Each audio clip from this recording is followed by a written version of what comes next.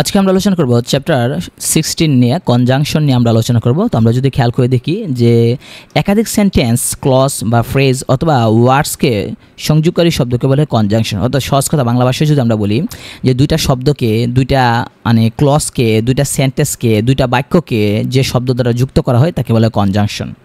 Conjunction মানে ওই যে অ্যান্ড, বাট, আফটার, সিন্স, এগুলো কি, তো পার্থক্য আছে। তো আমরা এখানে কতগুলো প্রশ্ন আছে যেগুলো আসছে, তো আমরা আগে নিচে দিকে যাই, নাহলে আমরা বুঝবো কেমন যে কোনটা কনজাংশন, কোনটা কোন প্রকারের। আগে তো শিখতে হবে, তারপরে এইগুলো এক্সারসাইজগুলো আমরা দেখতে হবে। এখানে দেখেন এস দেয়া আছে, কনজাংশন হিসেবে এস ব্যবহার করা হয় কারণ অর্থে, বা তখন আমরা কি এস ব্যবহার করি। এস সাধারণত কারণ অর্থে ব্যবহার করা হয়, তখন এর অর্থ হয় যেহেতু। সময় প্রকাশ করতেও দুইটা ঘটনার ক্ষেত্রে আমরা এস ব্যবহার করি, যেভাবে বা যে রূপে হয়েছে এটা বুঝে তো আমরা এস ব্যবহার করি। যেমন দেখেন as the sun was shining I decided to go home. তাহলে খেয়াল করে দেখেন এখানে অ্যাজ ব্যবহার করা হয়েছে, যে বলতেছে যে সূর্য যখন কিরণ দেবে, আলো দিবে, তখন আমি সিদ্ধান্ত নিয়েছিলাম যে আমি বাইরে যাব। তো এইটা হচ্ছে কি আপনার এখানে মূল বিষয়। এখন আমাদের যে প্রশ্নটা মাথায় মানে ঘুরবে সেটা হচ্ছে হ্যাজ শোন, শাইন্স বা শুধু শাইন, এটা না হয়ে ওয়াজ শাইনিং কেন হইলো। প্রথমে আপনি খেয়াল করে দেখেন যে I decided to go out, এই যে অংশটা এখানে দেখেন ডিসাইডেড ফার্স্ট দেয়া আছে, ডিসাইডেড এই অংশ যদি ফার্স্ট থাকে তাহলে তো বোঝা যাচ্ছে যে বাকি অংশটাও ফার্স্টে হবে। প্রেজেন্টে থাকলে প্রেজেন্টে, ফার্স্টে থাকলে ফার্স্টে, তাহলে দেখেন হ্যাজ শোন এটা তো আর ফার্স্ট না, এটা হচ্ছে প্রেজেন্ট পারফেক্ট। শাইন্স হচ্ছে প্রেজেন্ট ইনডিফিনিট, শাইনও প্রেজেন্ট ইনডিফিনিট, তাহলে ওয়াজ শাইনিং এটাই তো হবে, কারণ এটা ফার্স্টে আসছে, বাকিগুলো ফার্স্টে নাই। একইভাবে আমরা এখানে যতগুলো আছে সবগুলো আমরা যদি খেয়াল করে দেখি যে এখানে সবগুলো সম্ভব। আপনি যদি দেখেন এখানে সিন্সের ব্যবহার দেওয়া আছে, মানে কনজাংশন হিসেবে আমরা সিন্সও ব্যবহার করতে পারি কারণ অর্থে, যেমন এজ আমরা কারণ অর্থে ব্যবহার করছি, এখানেও সিন্স কারণ অর্থে ব্যবহার করা হয়।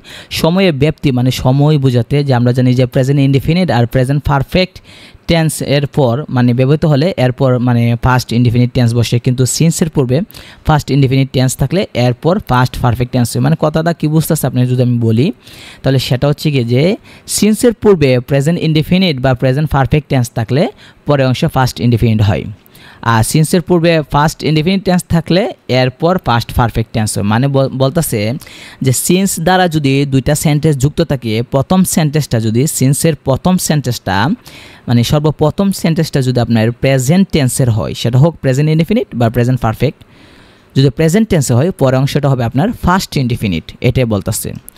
আর সিন্সের প্রথম অংশটা যদি মানে প্রথম সেন্টেন্সটা যদি আপনার ফার্স্ট ইনডিফিনিট টেন্সের হয়, তাহলে পরে অংশটা যে দ্বিতীয় সেন্টেন্সটা হবে আপনার ফার্স্ট পারফেক্ট। তো এইভাবে আপনাকে মানে খেয়াল করতে হবে যে তাহলে দেখা যায় সহজে গিয়া এভাবে মানে করা যাবে। এখানে যেগুলো আছে, তা আমরা যদি এখানে খেয়াল করি ওয়াইল দেওয়া আছে, ওয়াইলের ব্যবহার দেওয়া আছে, ওয়াইলেরও কিন্তু দুইটা ব্যবহার দেওয়া আছে এখানে। আপনি যদি সময় বোঝাতে ওয়াইল ব্যবহার করা হয়, তবে একটা জিনিস মনে রাখতে হবে, ওয়াইলের আগে প্রেজেন্ট টেন্স হলে ওয়াইলের সাথে প্রেজেন্ট কন্টিনিউয়াস করতে হবে, আর ফার্স্ট টেন্স হলে ফার্স্ট কন্টিনিউয়াস। সোজা কথা আছে, যদি কোনো একটা সেন্টেন্সে ওয়াইল ব্যবহার করেন তাহলে একটা সেন্টেন্স মানে দুইটা সেন্টেন্সের মধ্যে একটা সেন্টেন্স অবশ্যই কন্টিনিউয়াস টেন্সের হতে হবে, সেটা প্রেজেন্টে থাকলে প্রেজেন্ট কন্টিনিউয়াস, ফার্স্টে থাকলে ফার্স্ট কন্টিনিউয়াস। এখানে এটা আছে দুইটা বিষয়ের মধ্যে কন্ট্রাস্ট বা মানে বৈসাদৃশ্য বোঝাতেও ব্যবহার করা হয়। অ্যান্ড এবং বাট দেওয়া আছে এখানে, আপনি যদি খেয়াল করে দেখেন যে অ্যান্ড দুইটি সমজাতীয় বিষয়কে যুক্ত করতে দেখা যায় যে অ্যান্ড ব্যবহার করতে, সোজা কথা দুইটা জিনিসকে যুক্ত করতে অ্যান্ড ব্যবহার করা হয়, আর দুইটা বিপরীত জিনিস হলে বাট ব্যবহার করা হয়। যেমন দেওয়া আছে দেখেন এখানে হি ইজ পুর বাট অনেস্ট, তাহলে দেখেন যে সে হচ্ছে গরিব একটা, আর অনেস্ট হচ্ছে তার বিপরীত একটা দিছে, মানে একটা দোষ একটা গুণ দিছে যে সে গরিব কিন্তু সৎ, এভাবে দেওয়া আছে। তো আমরা যদি খেয়াল করে দেখি নিচের দিকে আরও যদি যাই, আমরা অসংখ্য দেখবেন এবার দেওয়া আছে অলদু দিয়ে দেওয়া আছে। অলদু মানে কি শব্দ হচ্ছে যদিও, এই অর্থে ব্যবহার করা হয়। এখানে দেওয়া আছে অনেকগুলো দেওয়া আছে যে অলদু বসবে।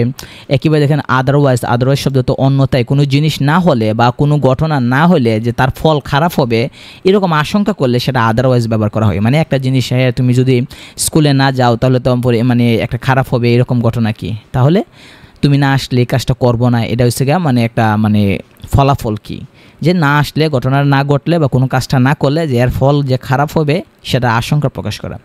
অর মানে বিকল্প, যে এটা না হয় এটা, যে চা খাবেন অথবা কফি খাবেন, অর হিসাবে টেক টি অর কফি। একেবারে টিল আনটিল শব্দতে যতক্ষণ না দেওয়া আছে তো এটাও ব্যবহার করা হয়। এক্ষেত্রে কিন্তু নেগেটিভ ব্যবহার করা যাবে না, কারণ টিল আনটিল নিজেই নেগেটিভ। ইয়েট দেওয়া আছে তৎসত্ত্বেও বা সত্ত্বেও, যেমন ইটস এ স্মল কার, যেটা ছোটো কার, ইয়েট ইটস সারপ্রাইজিংলি স্পেশিয়াস, মানে বলছে এটা ছোটো কার তা সত্ত্বেও যে এটা মানে আশ্চর্যজনকভাবে অনেক মানে আশ্চর্যজনকভাবে অনেক জায়গা আছে, স্পেশিয়াস প্রশস্ত বুঝাইতেছে।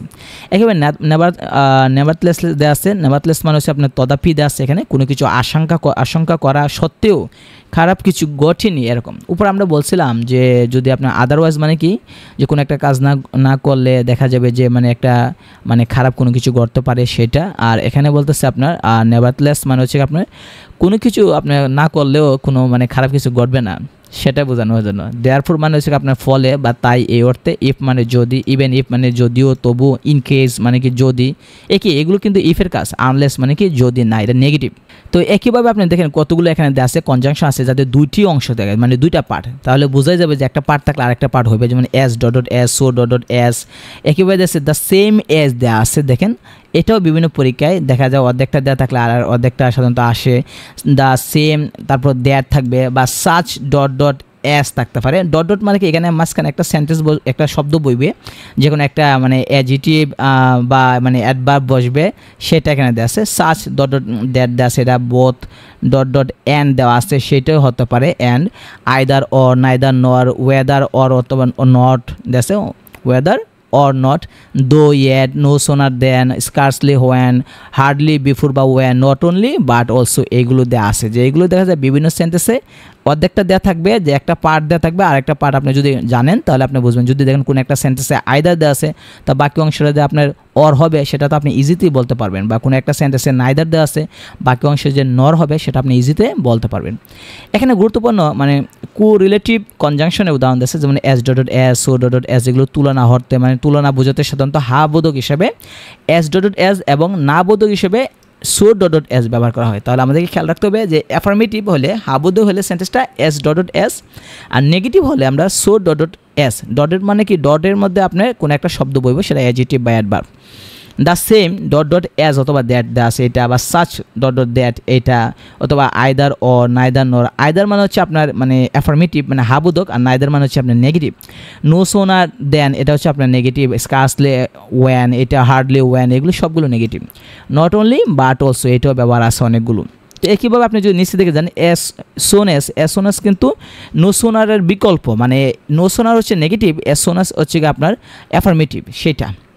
তবে একটা জিনিস মনে রাখতে হবে, এসওনেসের আগে এবং পরে এসওনেস যে সেন্টেন্সটা থাকবে তার দুইটা সেন্টেন্সে কিন্তু ফার্স্ট ইনডিফিনিট হবে, মানে অন্য কোনো সেন্টেন্স হবে না বা টেন্সের হবে না। ইনস্পাইট অফ বা ডেসপাইট, অনেকে কিন্তু মনে করে যে ডেসপাইটের পরে বুঝি অফ থাকে, আসলে না, ডেসপাইটের সাথে অফ নাই, ইনস্পাইটের সাথে অফ আছে আর ডেসপাইটের সাথে অফ নাই, এটার অর্থ হচ্ছে সত্ত্বেও।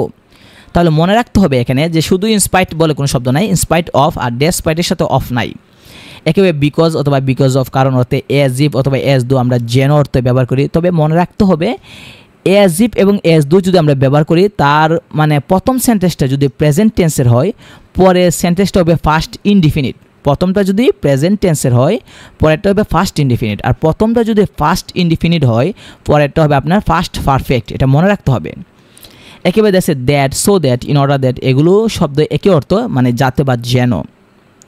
একেবারে দেখেন লেস্ট দেশে, লেস্ট এটি নেগেটিভ অর্থ প্রদান করে, আর লেস্ট যদি কোনো একটা সেন্টেন্সে থাকে তাহলে আমাদেরকে অবশ্যই শুড ব্যবহার করতে হবে। একেবারে লেট অ্যালোন দেওয়া আছে, কোনো কিছু অসম্ভব বলে চিন্তা করা যায় না বা ভাবা যায় না হলে let alone. TW2 dot dot টুও ব্যবহার করা হয়, মানে বেশি পরিমাণ বোঝাতে। তো আমরা দেখেন রিয়েল টেস্টে দেখেন অনেক প্রশ্ন এখানে আসছে, দেখেন প্রোভাইডেড ইফের মতো কাজ করে। তো এখানে বলতেছে যে এখানে প্রোভাইডেড যেটা, এটা কোন ধরনের ওয়ার্ড, আমরা জানি এটা হচ্ছে কনজাংশন। তো এখানে দেখেন পিএসসি তো আসছে, এখানে বিসিএস আসছে আপনার 3টা দেওয়া আছে, এবং পিএসসিতে বিভিন্ন পরীক্ষায় দেখা যায় এখানে আসছে অসংখ্য প্রশ্ন আসছে। দেখেন গভ জবে আসছে, তারপর আপনার দেখেন ইউনিভার্সিটি অ্যাডমিশন টেস্টে অনেক প্রশ্ন আসছে যেগুলো পরীক্ষায় লাগে।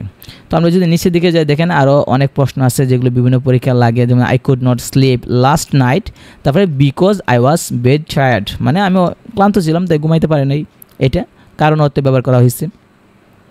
তো দেখেন এক্সারসাইজগুলো অসংখ্য দেওয়া আছে, আপনি যদি আগে সূত্রগুলো শিখেন তাহলে এক্সারসাইজ আপনি এমনি পারবেন, আর এখানে নিচে ব্যাখ্যাও দেওয়া আছে, আপনি ইজিতে বুঝতে পারবেন। তারপর আমরা আলোচনা করব চ্যাপ্টার 17 টেন্স নিয়ে আমরা আলোচনা করব।